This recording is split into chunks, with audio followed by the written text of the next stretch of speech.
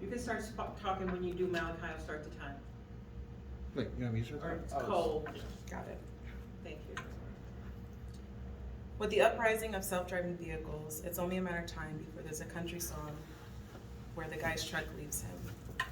According to the National Association of Insurance Commissioners, there will be 3.5 million self-driving vehicles by the year 2025 and 4.5 million by 2030. If you ask me, it sounds like a recipe for a Billboard topping country album. How many of you feel like it would be a terrible idea to have that many self-automated vehicles on the road today?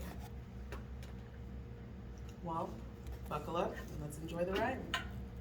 The National Highway Traffic Safety Administration has shared that there was 400 crashes in the US in 10 months, all having the same automated systems, some even fatal. That's an average of 40 crashes per month. We need to remove these self-automated driving vehicles so that people can regain control over their vehicles to make better decisions and not put lives in the hands of robots. My name is Kayla Robinson, and in 2019, I rented a 2019 Toyota Corolla that had some of the self-automated features, one being the lane departure warning. As I was on my way to Vegas, the road began to become uneven and the car assumed that I was veering out of the lane. So it attempted to correct where I was at, and I had to overcorrect its correction, causing me to swerve and almost crash. I was extremely terrified, and I had to pull over and calm down for a long period of time. I turned off all of those features, and I swore that I would never use them again. I began to wonder how many others have had this same experience that I had. And over the next 3 years, I did research and found some terrifying facts. With that, I would like you all to sign a petition to remove all of these self-automated driving vehicles. Today, I would like to bring awareness to this increasing problem, show you the dangers that it brings to us, offer a solution, and lastly, have you sign a petition to have them all removed. I know they seem like a fantastic idea, but if you've ever seen any of the futuristic movies, usually the artificial intelligence gets smarter than us and it tries to take over the world. The problem with allowing these vehicles on the road is that pedestrians, cyclists, and motorists are at risk of more accidents, injuries, and even deaths. People are risking their lives for the convenience of not having to drive. It sounds extremely lazy if you ask me.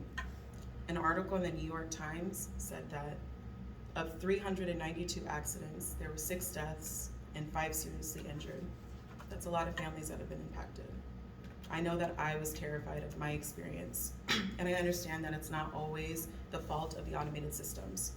The study from the National Highway Traffic Safety Administration shared that many of these vehicles have these automated systems, and they're put into place to help save lives and prevent injuries.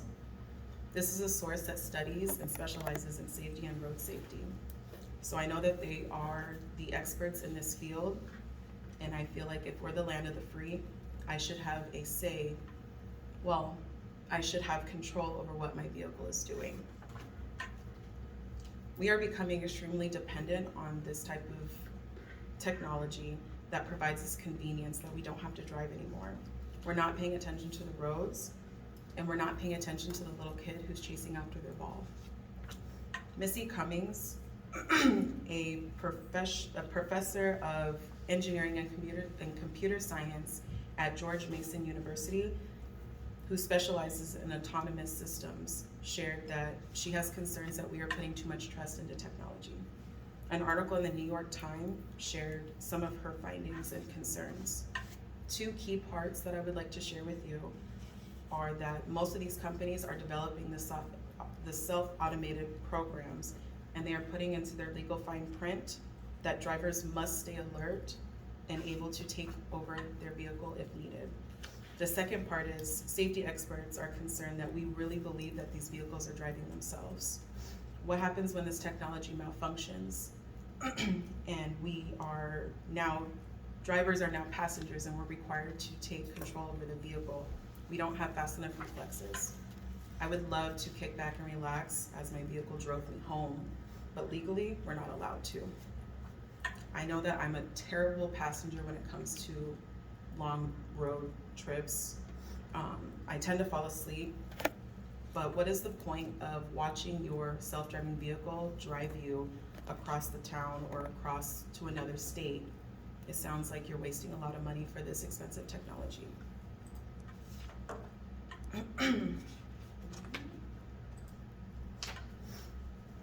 Our desire for convenience has blinded us to this new high-tech technology, and it's extremely dangerous.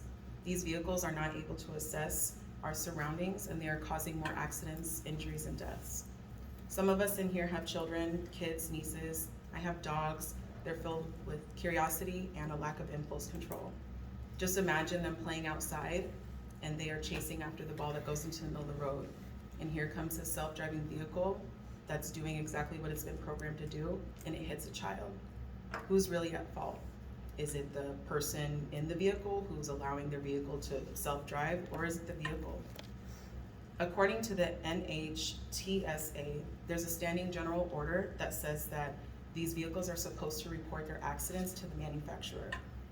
But in my findings, there are many limitations on what the manufacturer legally has to report.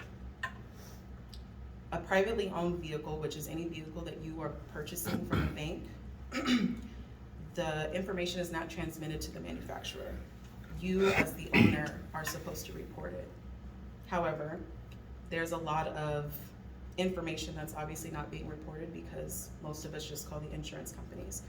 Here at ASU, there's a self-driving expert named Andrew Maynard who reports that most of these accidents and reports lack a lot of descriptions of what actually happened, who was at fault, and most of these vehicles were hit from behind.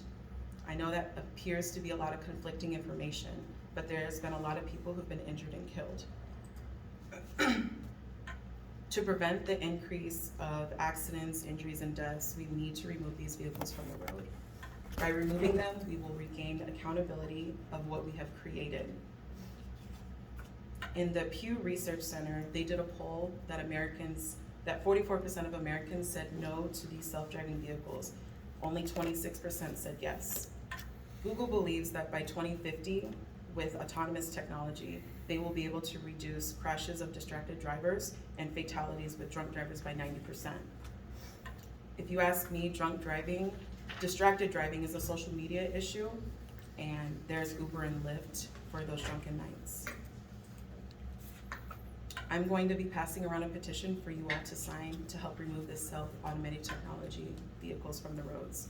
I know that after a long night, what's better than getting into a vehicle and being able to punch in your destination and just kick back and relax. But I personally would love to be able to have control over myself driving and knowing everybody is safe.